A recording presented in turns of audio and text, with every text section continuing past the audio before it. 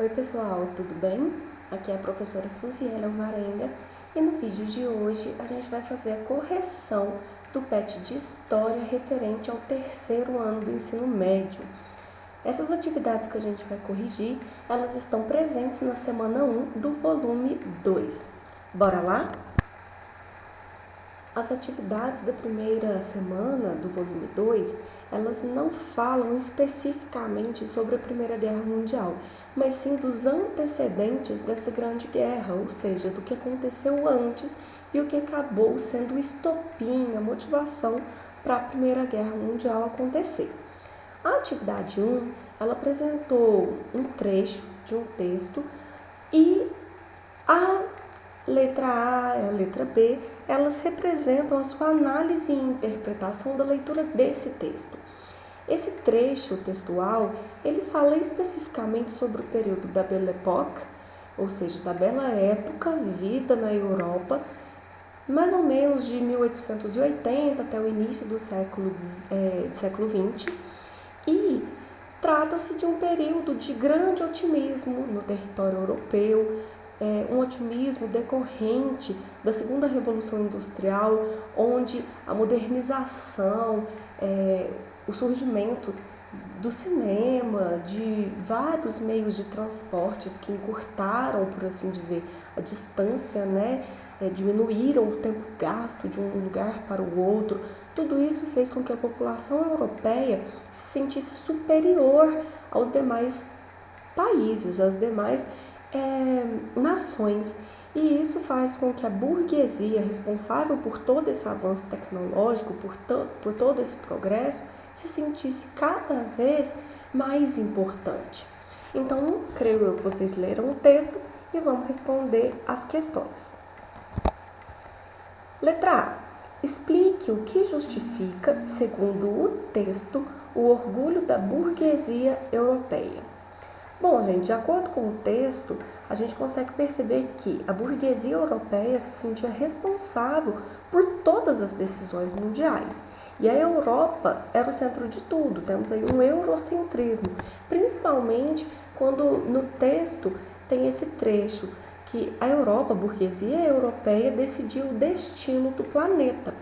Então, mais uma vez lembrando aqui, a gente está falando de um período em que a burguesia tinha um enorme poder, graças à segunda revolução industrial e ao desenvolvimento tecnológico, informacional que essa segunda revolução industrial alcançou, e a burguesia europeia, a Europa como um todo, se via como o centro do poder mundial, servindo como inspiração para os outros continentes, e a Europa se sentia responsável pelo desenvolvimento dos demais continentes, uma vez que ela era a grande precursora da civilização, do desenvolvimento técnico, dentre outros.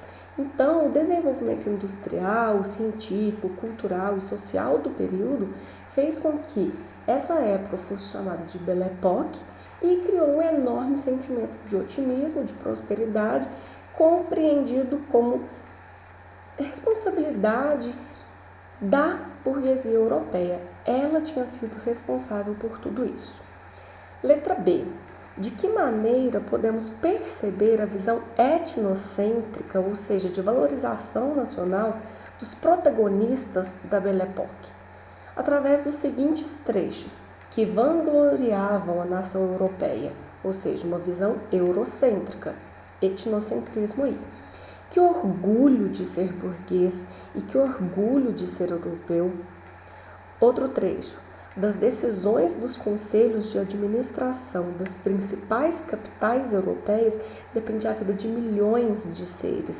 Então a gente vai vendo essa visão etnocêntrica de que a nação europeia, que o território europeu é que definia a vida de milhões de seres de todos os continentes da Terra.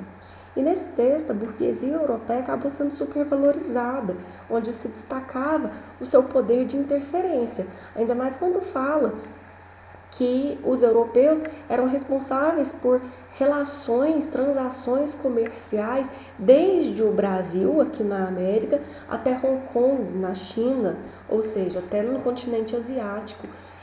Esse texto tenta mostrar o domínio europeu e a importância europeia sobre todos os outros continentes. Atividade 2.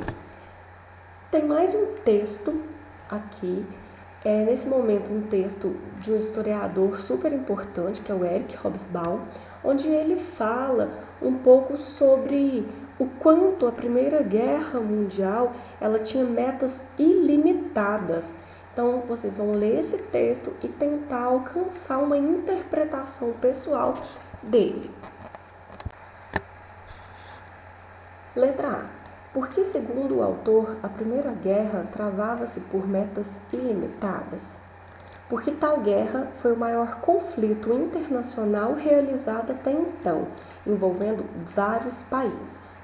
Os objetivos de tais países eram amplos e ilimitados, uma vez que visavam alcançar o maior poder possível. Poder territorial, poder político, poder econômico, poder cultural, fazendo o possível e o impossível para que isto ocorresse. Ou seja, pode-se falar que essa guerra ela alcançou metas ilimitadas porque não existia um único objetivo, mas vários objetivos que às vezes até eles desconheciam, mas que não ia medir esforços para conquistar esses objetivos, para dominar os territórios inimigos e assim tomar conta deles, usufruindo de suas riquezas, explorando eles. Então, por isso, podemos falar que a meta da Primeira Guerra Mundial era ilimitada. Letra B. De que maneira as potências desenvolvidas do mundo contemporâneo asseguram a expansão de seus respectivos mercados? Bom, gente, se a gente colocar essa pergunta no presente, a gente pode falar que tem uma relação com a globalização, né?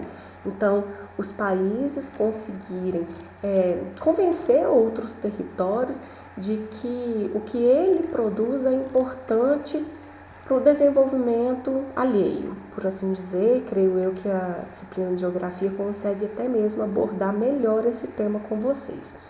A questão aqui, como a gente está falando do período da Primeira Guerra Mundial, o período que antecedeu a Primeira Guerra Mundial, eu tiraria a palavra assegurar do presente e colocaria no passado.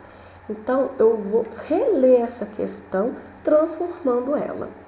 De que maneira as potências desenvolvidas do mundo contemporâneo asseguraram a expansão de seus respectivos mercados? Então, naquela época, século XIX, século XX, eu posso apontar que as potências industriais que foram se desenvolvendo cada vez mais, elas expandiram seus mercados através do imperialismo. A segunda revolução industrial fez com que a produção crescesse demais e houvesse um excedente da produção. Então, os produtos começaram a sobrar, porque eles eram feitos em grandes quantidades.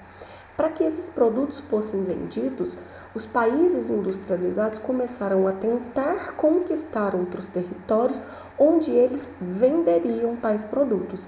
Então, a fim de expandir seus mercados, eles começaram a prática do imperialismo, que era a dominação de outros territórios, a fim de conquistar novas fontes de matérias-primas, aí o novo mercado consumidor, mão de obra barata, etc., ampliando dessa forma sua economia, além de seu poder político, uma vez que os países imperialistas dominavam de várias formas os territórios conquistados por eles. Então tinha uma dominação política, uma dominação econômica, uma dominação mercadológica, e tudo isso baseado na justificativa do fardo do homem branco, no caso o homem branco europeu, que tinha a obrigação moral de civilizar os outros continentes, as outras raças que eram consideradas inferiores aos homens brancos, que é o que foi chamado de darwinismo social. Então a gente tem aí também o início do preconceito racial, onde se coloca o homem branco como superior às outras raças. Bom, pessoal, basicamente foi isso. Eu espero ter auxiliado vocês a compreender esse tema sobre os antecedentes da Primeira Guerra Mundial e espero ter contribuído na resolução das atividades do PET Volume 2. Até a próxima. Abraços da professora Suziele.